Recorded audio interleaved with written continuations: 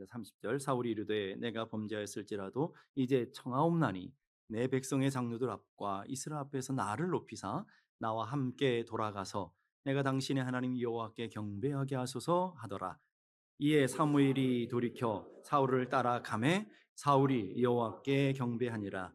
사무엘이 이르되 너희는 아말렉 사람의 왕 아각을 내게로 끌어오라 하였더니 아각이 즐거이 오며 이르되 진실로 사망의 괴로움이 지났도다 하니라.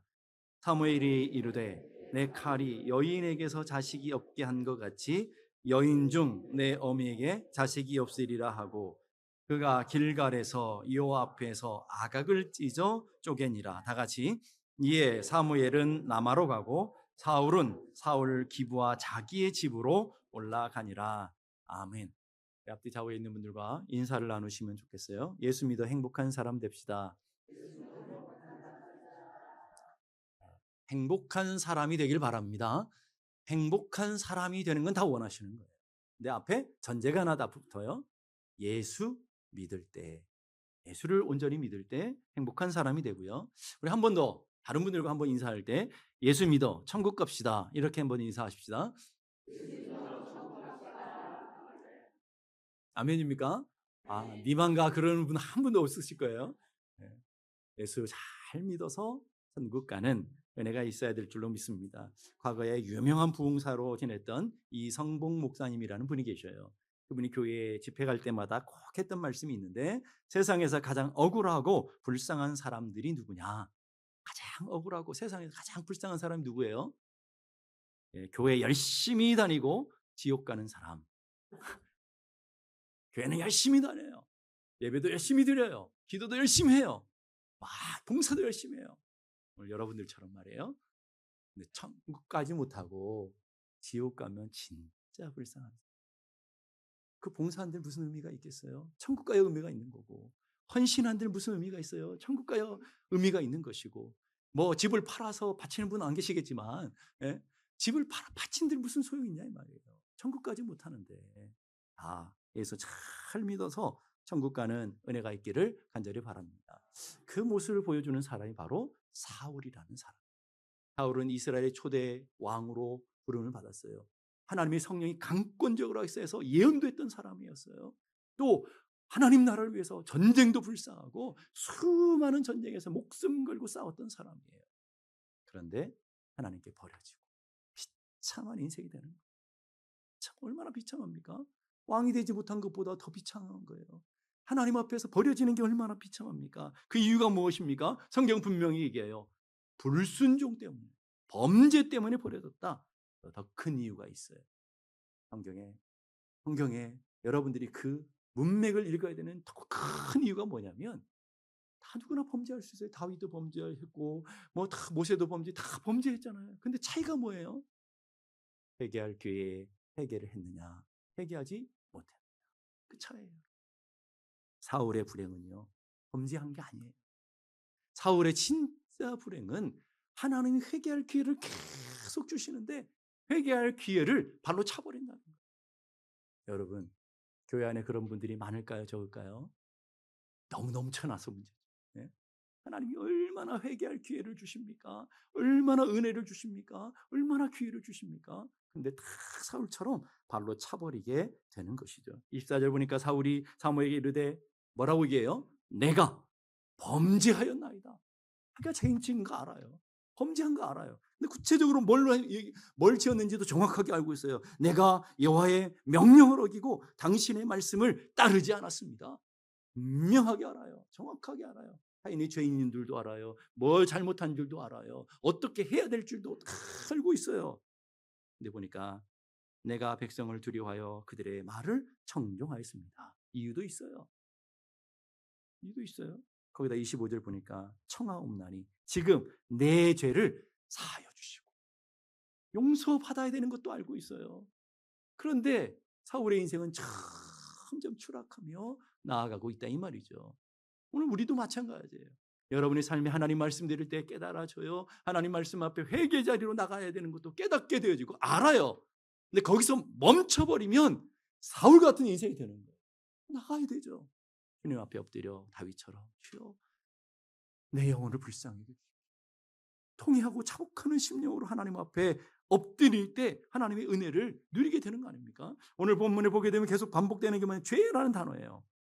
이 죄라는 히브리어는 하타라는 단어를 쓰는데 그 단어의 특징은 굉장히 독특합니다. 관여로부터 벗어났다.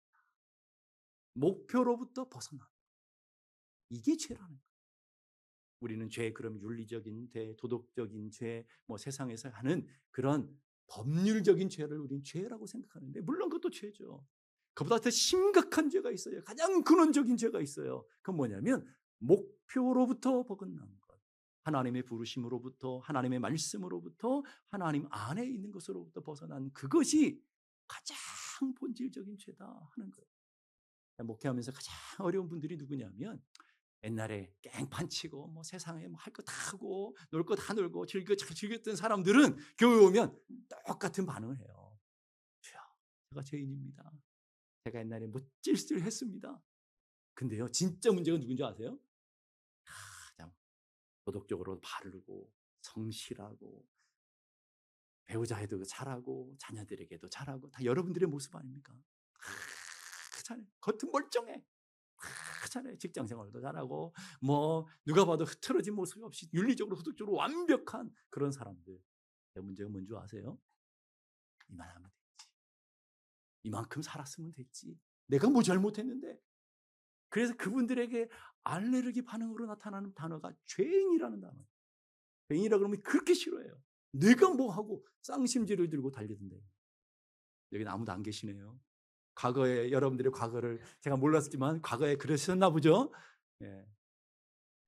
오늘 우리 삶의 모습 그럴 수도 있는 거예요.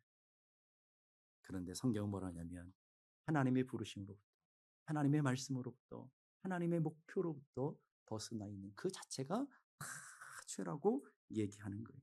그래서 톨스토이는 이렇게 얘기해요. 성자일수록 자신을 죄인의 괴수라고 생각하고, 믿음이 좋을수록 자기를 고백할 때 뭐예요?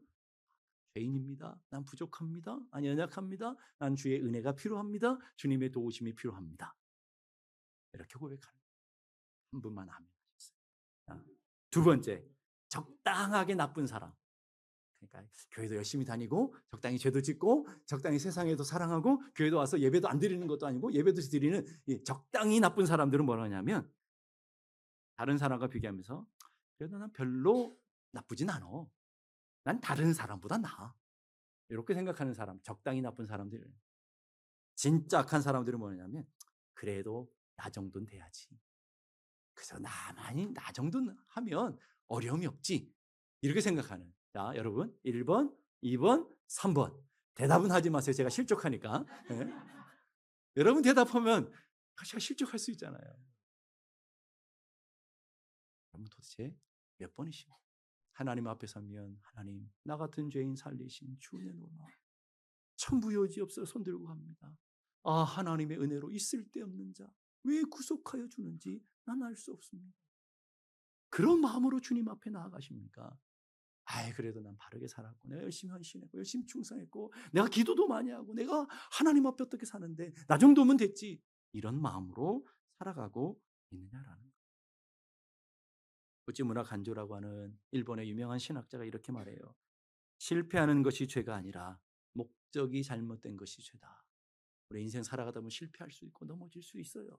모세도 넘어졌고요. 위대했던 다윗도 넘어졌고요. 사도 바울도 넘어졌던 사람이에요. 다 넘어졌어요.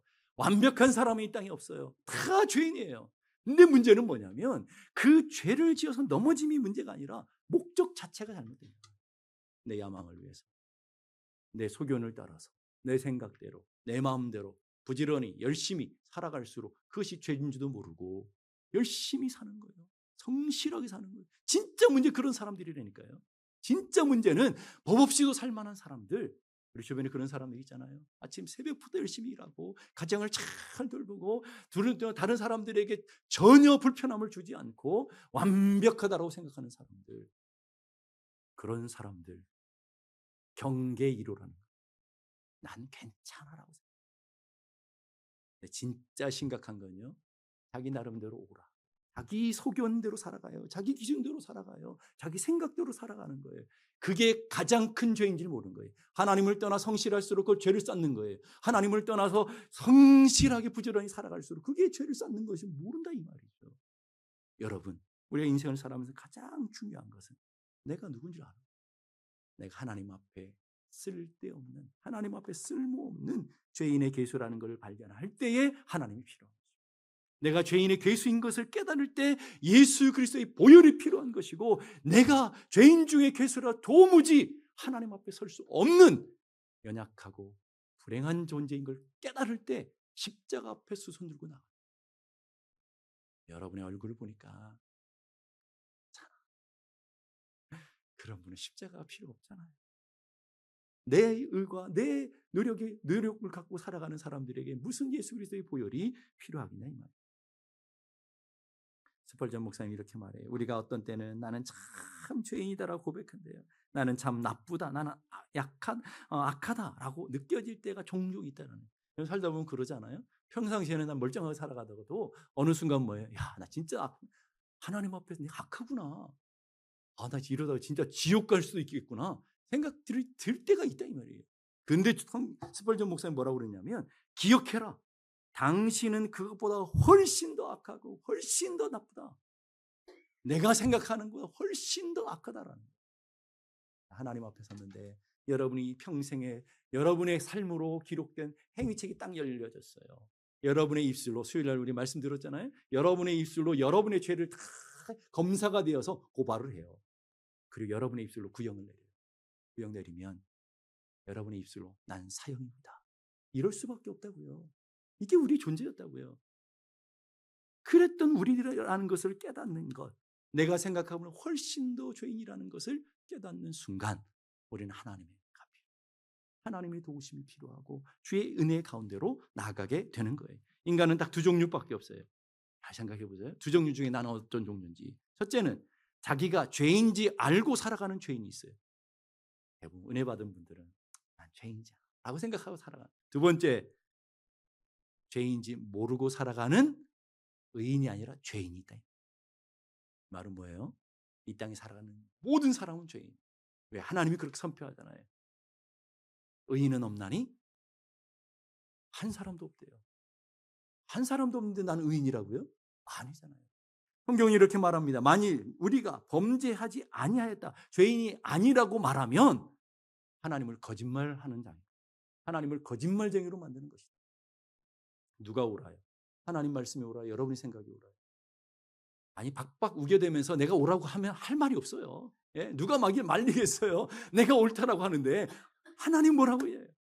내가 죄인이 아니라고 하는 사람은 하나님을 거짓말쟁이로 만드는 사람이다. 이 말 속에는 우리가 다 죄인이라는 말이에요. 내가 죄인을 알고 살아가는 죄인도 있고요. 내가 죄인지 모르고 살아가는 죄인도 있을 뿐이라는 거예요. 하나님께서 사무엘을 통해서 사울에게 징계를, 지금 무시무시한 얘기들을 많이 해요. 그 중에 보니까 사무엘이 그에게 이르되 여호와께서 오늘 이스라엘 나라를 왕에게서 떼어 왕보다 왕의 이웃에게 주셨습니다. 무슨 말이에요? 당신 망합니다. 당신의 나라가, 당신의 왕자리가 다 뺏어 하나님께서 당신의 범죄함으로 인해서 다 다른 사람에게 다 줘버렸습니다. 당신의 가정도 망할 것이고 당신의 나라도 망할 것입니다. 여러분이 그 소리를 들었으면 어떡하겠어요? 여러분의 자녀들이 다 망하고 여러분의 가정이 다 망할 거다. 여러분이 당신의 범죄 때문에 다 망할 거야. 그래도 여러분 온전하게 서 있을 수 있겠어요? 얼마나 두려운 얘기입니까? 그러면 하나님 앞에 납작 엎드려서 하나님 살려주십시오. 내가 교만했습니다. 내가 하나님 앞에 불순종했습니다. 하나님, 우리 자녀들은 건드리지 마십시오. 하나님, 우리 가정은 좀 살려주십시오. 이게 정상적인 반응 아닙니까? 근데 보세요. 뭐라고 하는지 30절. 사울이 이르되 내가 범죄하였을지라도, 이게 우리가 보기에는 가정법 같아 보여요. 아니에요. 근데 히브리 원문에는 내가 범죄한 게 맞습니다라는 뜻이에요. 나 죄인입니다. 그러나 회개하지 않고 뭐예요? 내 백성의 장로들 앞에서 이스라엘 편 나를 높여주시고 자기 자존심 부리고 자기 명예 부리고 자기만 보고 있다 이 말이에요. 지금 가정이 망하고 다 집이 망하고 다 온 나라가 망한다는데도 불구하고 그 심판 앞에서도 자존심 부리고 있다. 누구의 모습이에요? 우리들의 모습. 죄인은 반드시 죄의 삭은 사망이라고 그러잖아요. 죄의 삭은 심판이에요. 죄의 삭은 영원한 형벌이라고요. 죄의 삭은 소망이 없는 영원한 지옥불에서 영원히 사는 거라고요. 소망이 없다고요. 근데 나는 괜찮겠지? 회개하지도 않았습니다. 거듭나지 않으면서도 나는 괜찮겠지? 그러면 사울처럼 되는 거예요. 그게 사울이라고요. 하나님 앞에서 자기 알잖아요. 나 범죄했습니다. 어떻게 해야 될지 알잖아요. 회개할 거 아잖아요. 이렇게 가다가 망할 줄도 알잖아요. 그런데도 불구하고 자신밖에 남지 않는 거예요. 오늘 보게 되면 자기의 잘못도 알아요. 후회도 해요. 반성도 해요. 여러분 기억해야 될 것은 후회하고 반성하는 것이 회개가 아니라는 사실이에요. 회개는 완전히 다른 단어를 써요. 회개라는 슈브라는 단어는 돌이키다라는 거예요. 삶의 방향을 바꾼다라는 거예요. 내 가던 길, 죄의 길에서부터 완전히 돌이켜서 삶의 새로운 변화, 새로운 삶으로 나아간다라는 거예요. 회개라는 한문 자체도 뉘우칠 회에다가 그리고 고칠 개자를 쓰는 거예요. 뉘우침, 마음의 뉘우침으로 끝나는 것이 아니라 삶을 개편하는 거예요. 삶을 바꾸는 거예요. 그게 회개라는 거예요. 교회 안에는 얼마나 엉터리들이 많은지. 내가 잘못해놓고 와서 그냥 반성하는, 이러면 안 될 텐데 후회하고, 이러지 말았어야 되는데 후회하고, 이렇게 머무르는 사람들이 많아요. 그리고는 여전히 자존심 부리고 여전히 내 감정 중요하고 여전히 내 삶이 중요해서 그냥 버티고 있는 거예요. 죽을 줄도 모르고. 하나님이 심판하셨다고 바로 끝나는 게 아니잖아요, 여러분. 하나님이 유예 기간을 두시는 거예요. 유예 기간을 두신다는 말은 회개의 시간을 계속 주셨다 이 말이에요. 주셨는데 끝까지 버티고 있는 이 사울의 어리석은 모습이 이 땅의 교회들의 모습이며 우리들의 모습이라는 거예요. 사울의 행동을 보세요. 34절 보니까 참 의미 있는 성경 구절이 나와요. 34절 보십시다. 이에 사무엘은 라마로 가고 사울 기브와 자기 집으로 올라가니라. 사무엘이 가는 길과 사울이 가는 길이 달라요. 성경은 이 구절을 안 넣어도 전혀 문제가 없어요. 근데 왜 굳이 사무엘은 여기로 가고 사울은 여기로 갔다. 사무엘이 있는 곳과 사울이 가는 곳을 완전히 구별시켜주며 영원히 만나지 못하는 영원한 다른 길로 가게 된 것을 보여주시느냐 이 말이에요. 그럴까요? 하나님께서 보여주신 회개할 기회를 영원히 놓치고 있다는 거예요. 사무엘이 간 길은요. 사무엘이 있는 건 라마라고 그래요. 라마라는 뜻은 높은 곳이에요. 은혜로운 곳이에요. 그 선지자들이 사무엘이 선지자 사역했던 곳이고 그곳에 말씀이 증거되어지고 그곳에서 깨어 기도하며 하나님 나라를 위해서 기도했던 사무엘이 있는 곳. 여러분 같으면 어디 쫓아가야 돼요? 사무엘이 가는 길로 가서 하나님 말씀 앞에 서서 깨어키 회개하고 주님의 앞에 기도하며 그 은혜를 누리고 그 길로 가야 되잖아요. 사무엘은 어디로 갔다고요? 자기 집으로 갔다. 근데 그 앞에 한 단어가 더 붙어요. 어디로요? 기브아로 갔다는 거예요. 여러분 기브아라는 장소 성경이 정말 유명한 장소예요. 바로 사무엘상이 시작되기 전에 성경이 어디죠? 너무 어려운 걸 물어봤나요? 네? 죄송합니다. 제가 사사기잖아요. 예? 그 앞에 보면 사사기가 있잖아요. 사사기랑 사무엘상이랑 이렇게 연결되잖아요. 사사기 19장에 보면 기브아 사건이 있어요. 레위 사람이 첩이 강간을 당하고 다 죽이고 나서 토막내서 보내는 유명한 살인이 일어나고 강간이 일어났던 그곳이 기브아라는 곳이에요. 그 말은 뭐냐면 사무엘상과 사사기를 쭉 연결하면 뭐가 생기냐면 뭐가 연결돼요? 이스라엘 역사가 연결돼요. 그러니까 아직도 그 상처가 있고 아픔이 있는 곳, 변화가 도대체 않는 그곳, 하나님 앞에 죄가 있고 영적인 타락하고 미해결된 그곳으로 아직도 상처가 남아있고 아직도 문제가 가득한 그곳으로 쫓아 올라가요. 우리가 살아가는 가정이, 우리가 살아가는 세상이, 직장이 다 그런 것 아닙니까? 자기 욕망이 꿈틀거리고 자기 자랑이 꿈틀거리고 세상의 성공과 세상의 야망을 위해 살아가는 그 한복판으로 기어 들어가는 거예요. 은혜가 없는 곳으로. 누가요? 우리가. 여러분 오늘 우리는 안 그렇습니까?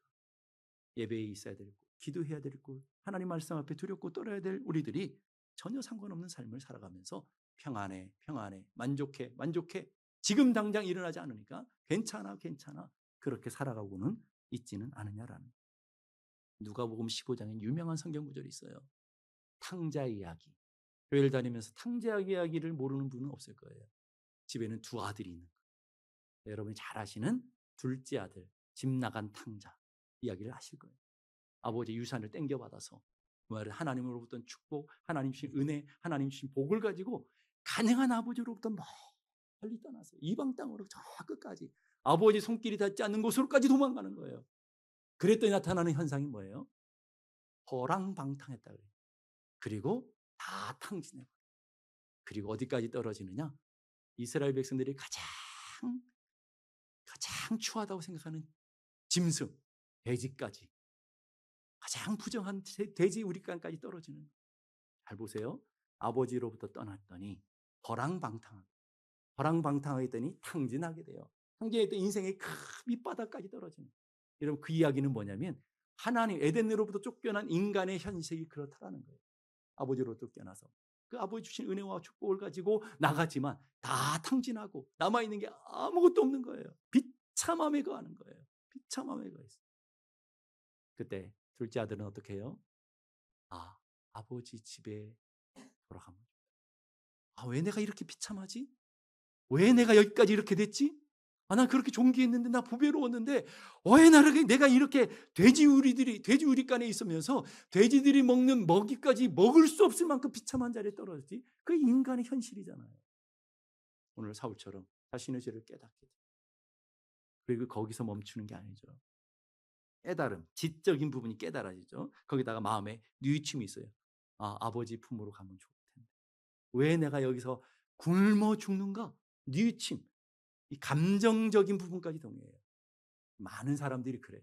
교회 와서 말씀을 들으면 왜 이렇지? 그러지 말아야 되지. 뉘우치기도 하고 그리고 깨달아지기도 하고 감정적인 것까지 와요. 카타르시스가 와요. 눈물 몇 방울 흘려요. 그러면 됐어. 여기에 머무르니까 아무런 일이 일어나지 않는다는 거예요. 오늘 탕자의 위대한 뭐예요? 돼지우리간에서 일어났어요. 비참한 자리에서 일어났어요. 그 죄악의 자리에서 일어났어요. 그리고 어디로 갔어요? 아버지께로 돌아갔다. 진짜 회개예요, 그게. 아버지께로 돌아갔어요. 대가를 지불하는 거예요. 창피함을 무릅쓰고 가는 거예요. 내 희생을 지불하는 거예요. 회개는 바로 그런 겁니다. 회개는 공짜가 없어요. 때로는 아파요. 때로는 대가를 지불해야 되는 고통이 있을 수도 있어요. 그렇지만 그 자리를 떨쳐 일어나서 아버지께로 돌아왔어요. 진정한 회개의 삶을 살았더니 아버지가 끌어안고 옷을 새로 입혀주고 잔치를 베풀며 영광의 자리로 다시 권세의 반지를 끼워주며 높은 자리를 세워주셨어요. 회개하는 백성들에게 하나님이 놀라운 은혜와 축복을 제어주신다는 이야기랍니다. 우리는 그 일부만 알고 있죠. 2부 이야기가 있어요. 그 집의 큰아들. 큰아들은 아버지를 떠나본 적이 없어요. 근데 마음은 늘 저 둘째 아들을 부러워하는. 나도 저렇게 한번 살아봤으면 좋았어. 멋지게 한번 살아봤으면 좋을 텐데, 세상의 쾌락을 즐기며 살아봤으면 좋았을 텐데, 아버지 집에 있지만 늘 세상을 동경하고 세상의 자랑을 품고 살아가는 거예요. 여러분, 그게 누구라고요? 오늘 교회 안에 있는 아들들. 여러분이 다 큰 아들이 될 수 있다. 늘 예배 가운데 있어요. 기도해요. 아버지 떠나지 않는 것 같아요. 몸으로는 아버지를 떠나본 적이 없어요. 그러나 마음은 늘 세상을 동경하며 세상을 사랑하며 세상의 것을 품고 살아가는 큰아들 이야기가 교회 안에 있는 탕자라는 거예요. 집 나간 탕자만 탕자가 아니라 교회 안에 있는 탕자가 진짜 문제죠. 이래서 문제인 거예요. 큰아들은요 끝까지 회개하잖아요. 큰아들은 끝까지 자기가 잘못이 뭔지를 몰라요. 그러니까 교회가 문제인 거예요, 여러분. 여러분이 진짜 심각한 문제라니까요. 내가 교회에 있는 것 때문에 난 열심히 예배 드렸고 열심히 기도하고 있기 때문에 난 잘한 줄 안다니까. 내 마음은 언제나 하나님을 향해 본 적도 없어요. 겸손해 본 적도 없어요. 하나님의 은혜를 갈망해 본 적도 없어요. 하나님의 도우심에 감사해 본 적도 없어요. 늘 그 자리에 있지만 늘 마음은 세상을 탐하며 세상 가운데 있게 되는 것이죠. 진짜 문제는 교회 안에 있는 탕자들. 진짜 우리가 회개해야 돼. 집 나가 있는 사람은 자기 잘못인지 다 알아요. 밖에서 세상하는 사람들은요, 돌아오면 다 자기가 죄인인 걸 다 알아요. 진짜 문제는 교회 안에 있으면서 예배도 하고 헌신도 하고 봉사도 하고 내 할 것 다 하고 내가 언제 아버지의 뜻을 어긴 적이 있습니까? 그러잖아요. 아무런 문제가 없는 것 같은데 진짜 문제는 큰 탕자, 교회 안에 있는 탕자. 그게 누구였느냐? 바리새인과 서기관들. 하나님은 그 큰 탕자를 통해서 바리새인과 서기관을 책망하십니다. 교회 안에 있는 너희들이 큰 탕자일 수 있다 보여주는 것이죠. 마틴 루터는 이렇게 말합니다. 내가 천국에 도달하는 그날에 나는 천국문에 하나의 현판을 볼 수 있는데, 천국에 가보니까 이런 현판이 하나를 볼 수 있다는 거예요. 네, 중요한 것은 그 현판에는 오직 회개한 자라고 쓰여 있을 것이다. 천국은요, 죄인들이 들어가요. 회개한 사람만 들어가요. 오래전에 했던 영화 투캅스라는 영화를 보셨어요? 죄송합니다. 늘 말씀과 기도와 전무하시는 분들에게 이 영화, 세상적인 영화 이야기를 했으니, 네. 투캅스에 보면, 저도 요즘 영화 안 봅니다. 옛날 영화니까. 네. 근데 투캅스에 보면 안성기라는 배우 아시죠? 그분이 쓴 조영사로 나와요. 그분은 주일마다 가서 하나님 앞에 예배드리고 늘 주일을 지키고, 근데 평일은 가면 형사니까 길에서 노정삼들 등 쳐먹고 돈을 갈취하고 가면서 테이프 하나를 그냥 공짜로 가져가고 그러면서 살았던 사람이에요. 여전히 주일만 되면 가가지고 회개하고 눈물 흘리면서, 어느 날 목사님이 설교하고 회개에 관한 설교를 해서 눈물을 짜면서 예배를 잘 드리고 나오면서 하는 말이 뭐냐면, 야, 오랜만에 회개를 했더니 개운하다, 시원하다. 그리고 그 다음 날입니다. 똑같이 노점상들 갈취하고 똑같이 옛날의 모습 똑같이 돌아가는 모습, 그 모습이 현대 교회의 모습이고 성도들의 모습이라는 걸 고발하는 거예요. 너희들이 그러지 않느냐라는 거예요. 교회 와서 보면 다 신실해. 교회에서 예배드리고 보면 다 성자들이야. 그러나 사업장에 가서 보니까 다 이런 악마 같은 인간들이, 이런 도둑놈 같은 놈들, 강도 같은 놈들 다 있는 거 아니에요. 그래서 세상에서 하는 말이 뭐예요? 내가 니를 보니까 절대 교회 안 갈 거야. 이런 얘기들이 나오는 거 아닙니까? 오늘 예수 믿은 사람들 때문에 교회 문이 막혔다는 말이에요. 다른 사람 때문이 아니라. 뭐 때문에요? 이 조영사 같은 사람들이 많아서. 교회 와서는 하나님의 은혜인 걸, 하나님의 도심인 줄 알지만 늘 세상에 가서 살아가는, 똑같이 살아가는, 그거를 우리는 싸구려 복음이라는 거예요. 변질된 복음이라는 거예요. 진짜 복음이 아닌 것이죠. 마틴 루터는 이렇게 말합니다. 당신은 되풀이하지 않을 것을 가장 진정한 회개이다. 되풀이하지 않는 것. 잘못된 줄 알았으면 돌이키는 거예요. 암브로스라는 신학자도 이렇게 말해요. 진정한 회개는 죄악된 행동을 그만두는 것이다. 죄악된 행동을 멈추는 거예요. 힘들어도 멈추는 거예요. 큰 대가를 지불해도 멈추는 거예요. 지옥은요, 죄인들이 가는 곳이에요. 맞죠? 지옥은 뭐라고요? 죄인들이 가는 곳이에요. 천국은요, 똑같은 죄인들이 가요. 회개한 죄인들이 가요. 지옥은 죄인들이 가는 곳이고요, 천국은 회개한 죄인들이 가는 곳이에요. 여러분은 어때요? 여러분이 우리 스스로에게 물어보잖아요. 예수님 뭐라고 해요? 회개하라, 천국이 가까웠느니라. 천국을 얘기하면서 회개를 전제를 두고, 회개하라, 천국이 가까웠느니라. 그러면서 하나님의 마음이, 하나님 모든 사람이 구원을 받으며, 모든 사람이 구원을 받으며 모든 사람이 진리를 아는 데 이르기를 원하십니다. 이걸 좀 바꿔볼게요. 하나님 모든 사람이 구원을 받으며 모든 사람이 회개에 이르기를 원하십니다. 회개하여 구원받는 하나님의 백성들로 나가기를 원하시는 것이죠. 누가복음 3장에 보면 세례 요한이 예수님 오시기 전에 많은 사람들의 복음을 증거하고 예수님 오시기를 예비하는 장면이 나옵니다. 그러면서 세례 요한이 선포했던 회개의 복음에 관한 얘기예요. 누가복음 3장 8절 보니까, 그러므로 회개에 합당한 열매를 맺고 속으로 아브라함이 우리 조상이라 말하지 마라. 야, 이스라엘 백성들에게는 자부심이 있어요. 우리는 아브라함, 다윗 이런 사람이 우리 조상이야. 우리는 성경이 있어 매일 예배를 해. 우리는 하나님의 말씀 기록된 성경이 있어서 말씀대로 살아가 하는 자부심이 있다 이 말이에요. 오늘 세례 요한이 뭐라 하냐면, 그 육에 있는 것 자랑하지 마라. 회개하지 않으면 아무짝에 쓸모없다라고 얘기하는 거예요. 회개에 합당한 열매를 맺지 않으면 너희들도 찍어서 불에 던져버릴 것이다. 하나님이 그러실 거라고 말하는 거예요. 하나님도, 예수님도 마찬가지. 누구든지 거듭나지 않으면 어떻게 된다고요? 하나님 나라에 들어갈 수 없다 이 말이에요. 다르게 말하면 거듭나지 않으면, 여러분 회개하지 않으면 지옥불에 던져진다 이 말이에요. 여러분 무섭게 알아야 돼요. 예수님도 사람들이 와서 충격을 받죠. 그런 얘기 해줬던 사람이 없으니까 충격을 받아요. 와서 물어요. 그럼 우리는 어떻게 해야 됩니까? 사람들에게 말합니다. 구체적으로 옷 두 벌 있는 자는 옷 없는 자에게 나눠주며 먹을 것이 있는 자들은 없는 사람들이 나눠주는 삶을 살아라. 두 번째로, 세리들은 부과된 세금 외에 더 착취하지 말아라. 부과된 세금 걷는 건 네 직업이니까 어쩔 수 없어서 하지만 그거에 다른 사람들 걸 착취해서 뺏는 일을 하지 말아라 라고 얘기하는 거예요.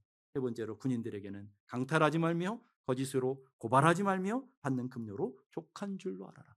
네 힘과 네 파워 이용해서 다른 사람을 괴롭히지 말고 다른 사람과 착취하지 말라. 세 가지 다 공통적인 게 있어요. 그대로는 안 된다는 거예요. 여러분에 있는 그대로는 안 되고 구체적으로 변화되지 않으면 천국을 들어갈 수 없다. 회개에 합당한 열매를 맺어야 된다. 예수님은 한 걸음 더 나가셔서 무시무시한 얘기를 하셔요. 여러분 오늘 이게 들으면 잠이 안 오실 거예요. 자, 보십시다. 마태복음 18장 8절 9절. 만일 내 손이나 내 발이 너를 범죄하거든 어떻게 하라고요? 오늘 가서 도끼 하나씩을 사셔야 돼요. 네? 그러라는 말이 아니고 이게 히브리적인 과장법. 그만큼 단호하고 그만큼 대가를 지불해야 되고 너희 손과 발을 죄를 찍으면 찍어버리는 심령으로 아픔을 감당하며 돌이켜야 된다. 이 말인 거예요. 거기다가 내 눈이 너를 범죄하면 빼어버리라. 한 눈으로 영생에 들어가는 것이 두 눈을 가지고 지옥불에 던져지는 것보다 낫다. 예수님이 말씀입니다. 무슨 말이에요? 너희들의 인생에 가장 중요한 게 뭐예요? 여러분 인생에 가장 중요한 게 뭐죠?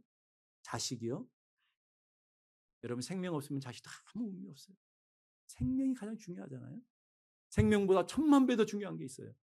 여러분 우리가 이 세상에 생명 가지면 길어봐야 요즘 뭐 아무리 과학이 발달 120년까지 못 살아요. 120년 이후에는 다 가요. 아무리 유능한 사람도 돈 많은 사람 다 가야 된다고요. 그 이후에는 어떻게 하실 거예요? 죽으면 끝이라고요? 아니요. 분명히 성경 말하잖아요. 죽은 자의 부활. 예, 얘기하시잖아요. 어떤 사람은 영생으로, 어떤 사람은 영원한 심판으로 부활할 것인데 그게 어떻게 영원한 생명을 가져야 되지 않습니까? 영원한 생명. 케오르 케고르라는 유명한 철학자는 이렇게 말해요. 그리스도인이란 죄를 짓지 않는 존재가 아니라 죄를 지어도 회개하고 그 자리에 계속 머물러 있지 않는 자들이다. 다 연약하잖아요. 솔직히 말하면. 너나 하라고 할 거 없이 우리는 부족하고 넘어지기도 잘하고 미움도 미워하는 것도 많고 많잖아요, 여러분. 그런데 그건 어쩔 수 없는 일들이 많아요. 그런데 거기에 머무르는 것이 아니라 죄를 지어도 회개하지 않고 그 자리에 머무르는 사람. 이게 문제란 알면 결단을 내려야죠. 하나님 말씀하십니다. 사랑해야 된다고 한다면 미워하는 사람이 있으면 잘라 빨리 미움을 끝내야죠. 용서해야 될 것이 있으면 용서해야죠. 손해봐야 될 일이 있으면 손해보라는 거예요. 그렇지 않고는 회개에 합당한 열매를 맺을 수가 없다라. 여러분 편하게 예수 믿고 그럭저럭 예수 믿다가 천국 못 갑니다. 하나님이 주신 은혜 안에서 정말 은혜 크다면 결단하고 잘라낼 걸 잘라내고 멈춰야 될 걸 멈추시고 이제 하나님의 은혜 안으로 나아가야 되는 것이죠. 요엘서 2장 13절에 이렇게 말합니다. 너희 옷을 찢지 말고 마음을 찢고 너희 하나님 여호와께로 돌아오라. 옷 찢는 행위 이스라엘 백성들이 회개할 때 쓰는 거잖아요. 옷만 찢지 말고 뭘 찢으라고요? 마음 찢으라. 하나님 정말 내가 죄인입니다. 마음 찢고 어디로 돌아가라고. 옛날 세상의 그 자리로 돼지 씻겨놨더니 또 지저분한 데로 돌아가서 굴잖아요. 여러분 돼지 목욕시킬 필요 없어요. 돼지 목욕시켜 놓으면 금방 그 꾸정물로 돌아가서 또 뒹굴고 거기가 좋다고 그래요. 오늘 우리는 그러지 않아요? 예배 시간에 여러분 다 몸 씻겨놨더니 오늘 여기 깨끗해가 이제 다 깨끗해졌는데 나간 거 덩새 또 이제 막 어디서 굴러야 되는지 가서 이제 참고 똑같이 굴르다가 주일 되면 그나마 오시기라도 하면 감사한데 그러고 있진 않느냐라. 여러분 옷을 찢지 말고 마음을 찢고 결단할 때 결단하며 주의 은혜 가운데로 나아가 저 영원한 하나님 나라를 기업으로 삼고 살아가는 믿음의 사람들이 다 되기를 주님의 이름으로 축복합니다. 기도하겠습니다. 이 시간 다 같이 기도하실 때 하나님 회개의 영을 우리에게 부어주옵소서. 하나님 이대로는 안 되는 것을 알게 하셔서 멈춰야 될 건 멈출 수 있게 하시고 잘라내야 될 것 잘라내게 하시고 하나님께서 원하시며 기뻐하시는 그 은혜의 길로 나아가는 저희들 되게 하여 주시옵소서. 우리 함께 다 같이 기도하겠습니다.